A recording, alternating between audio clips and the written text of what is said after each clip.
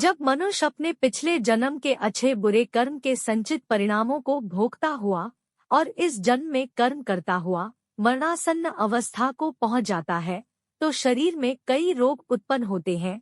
एक अचानक सर्प की भांति वह मौत के जकड़न में बंधता चला जाता है। वह घर में अस्यहीन, अपाहज, शारीरिक मानसिक पीड़ाओं से पीड़ित, फिर भी जीने की मन में इच्छा को लेकर दुखदायी जीवन व्यतीत करता है।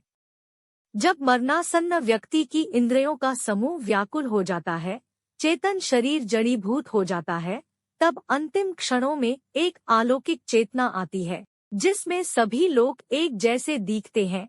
उस समय वह कुछ बोलने योग्य नहीं रहता और प्राण शरीर को छोड़कर यमराज के दूतों के साथ चल देते हैं।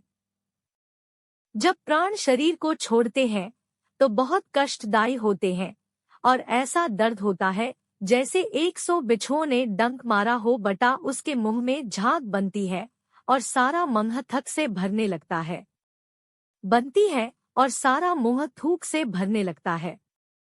उस समय जो प्राणी दुखात्मा होते हैं उन्हें यमदूत अपने पाशबंधों में जकड़कर मारते हैं। जो अच्छे कर्मी होते हैं उन्हें स्वर्ग के पार्षद सुखपूर्वक अपने लोक को ले जाते हैं। भीमकाया दुराकृति यमराज के दूतों को देखकर ही पापियों के मन में भय उत्पन्न हो जाता है। हाहाकार करता हुआ अंगूठे के नाप जितना मृत मनुष्य अपने घर को देखता हुआ यमदूतों द्वारा घसीटा हुआ रास्ते में अनेक यातनाएं सहता हुआ यमराज के सामने ले जाया जाता है। जीव अति भयानक यमराज की काया को देखता है और फिर उसके आदेश पर तुरंत वापस अपने मृत स्थान पर यमदूतों के साथ आ जाता है। वह वापस अपने शरीर में जाने की कोशिश करता है, पर यमदूत उसके गले में फंदा डाले रहते हैं। उसे भूख और प्यास बहुत सताती है और बहुत रोता है। अपने पुत्रों द्वारा अर्पित की हुई चावल की खीलों को वह खाता है, फिर भी भूख नहीं मिटती। जो अच्छे कर्मी होते हैं उन्हें स्वर्ग के पार्षद सुखपूर्वक अपने लोक को ले जाते हैं।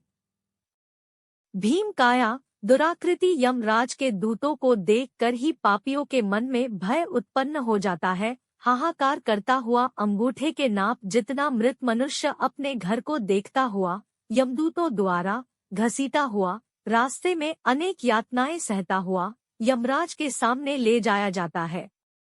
जीव अति भयानक यमराज की काया को देखता है और फिर उसके आदेश पर तुरंत वापस अपने मृत स्थान पर यमदूतों के साथ आ जाता है। वह वापस अपने शरीर में जाने की कोशिश करता है, पर यमदूत उसके गले में फंदा डाले रहते हैं। उसे भूख और